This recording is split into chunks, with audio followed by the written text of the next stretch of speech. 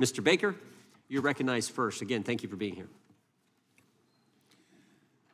Thank you, Mr. Chairman. Americans have lost faith in the Federal Bureau of Investigation, an institution they once regarded as the world's greatest law enforcement agency. I spent 33 years in the FBI and have continued to be closely engaged with the Bureau since my retirement. I am deeply troubled by this loss of faith, not only because of the challenge and danger it presents to our nation, but personally, it breaks my heart. Specific lapses will be looked into by this panel, but the big issue is, why did they happen, what changed, and what should be done? Culture is where it starts. This widespread deleterious behavior of the past several years describes a culture, not just the work of a few bad apples.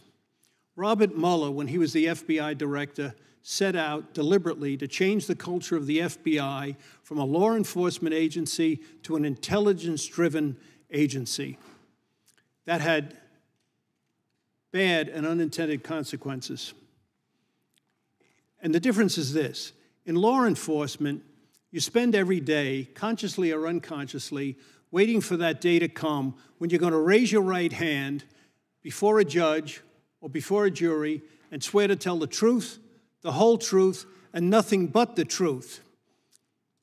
That's quite different than an intelligence agency that operates through deceit and deception, and their end product is an estimate. Some would call it a best guess. Guesses aren't allowed in the courtroom.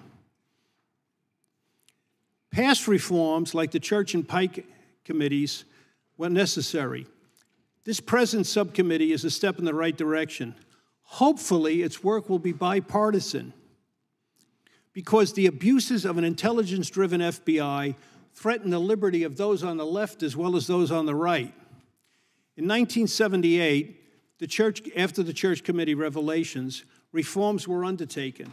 The FBI and the DOJ enacted a series of Attorney General guidelines for conducting investigations. The Congress gave us the Foreign Intelligence Surveillance Act.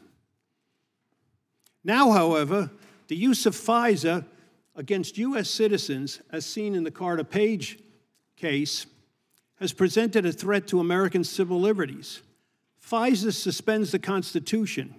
For its first decades, the Foreign Intelligence Act was used, as its name implies, to surveil foreign agents resident in this country.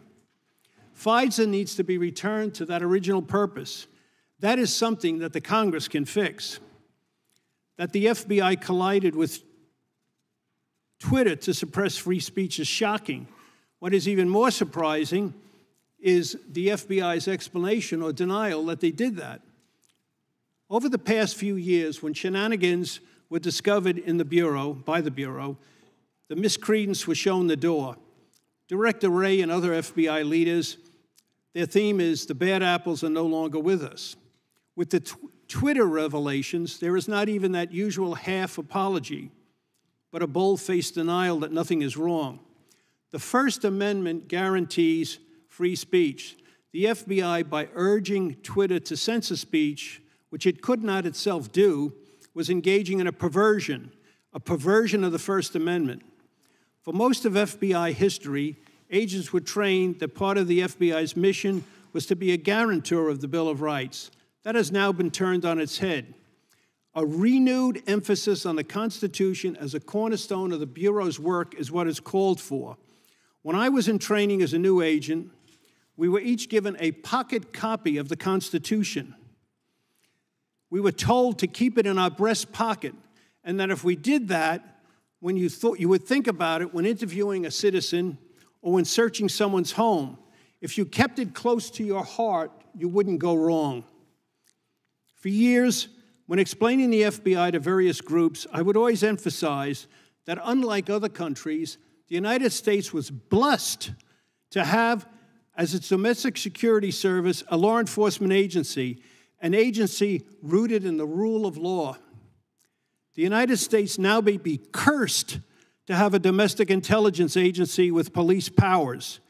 We may never get the Bureau back to the culture of a tell the truth law enforcement agency that I lived and loved in the pre-9/11 era, but the effort of reform is worth it, noble, and direly needed. I thank you all for your efforts.